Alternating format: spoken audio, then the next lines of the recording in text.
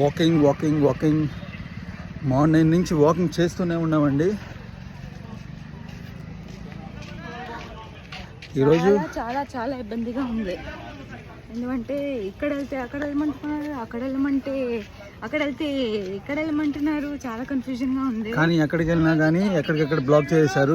మనం త్రివేణి సంగమానికి వెళ్ళాలంటే బోటింగ్ ఒక్కటే దారి. ఆ బోట్ ఎక్కి వెళ్ళాలి. బోట్ సిస్టమ్ మొత్తం ఆపేశారు. మార్నింగ్ రన్ అయినాయి అంట. నాకైతే ఐఎమ్ వెరీ డిసప్పాయింటెడ్ ఇవాళ. సో ఒక టైం ఉంటుంది అంటారు కదా, ఆ టైం రాలే అంట అంతే. So we still walking, trying our luck. ఏంటంటే ఇప్పుడు మేము ఉంటున్న రిసార్ట్స్ దగ్గరే ఇంకొక ఘాట్ ఉంది. ఆ ఘాట్ దగ్గర మనకి త్రివేణి సంగం వాటర్ కొద్దిగా ఫ్లో అవుతుంది అనమాట.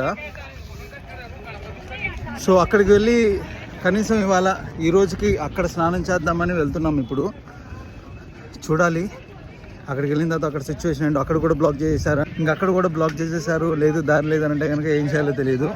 ఇవాళకి ఇంతే అని అనుకోవాలేమో. కానీ ఇవాళ అయితే నాకు తెలిసి అరౌండ్ 4 kilometers వాక్ చేసామా కాదు.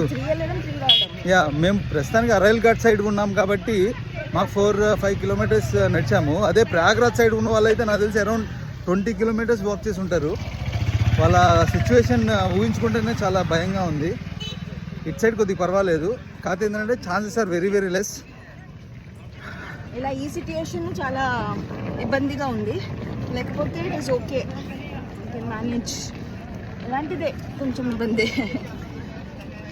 ఇబ్బంది అంటే అంతే. అంటే పెద్దవాళ్ళు వస్తే పెద్దవాళ్ళ పరిస్థితి ఏంటి అని కొద్దిగా భయంగా ఉంది. కుర్రవాళ్ళం కాబట్టి మనం నడిచేయచ్చు. కానీ పెద్దవాళ్ళు వస్తే చాలా చాలా ఇబ్బంది పడతారు. అంతే, ఇంకా దేవుడిని నమ్ముకొని ఇంకా వెళ్ళిపోవడం అంతే. చూద్దాం అక్కడికి వెళ్ళి చేస్తాము.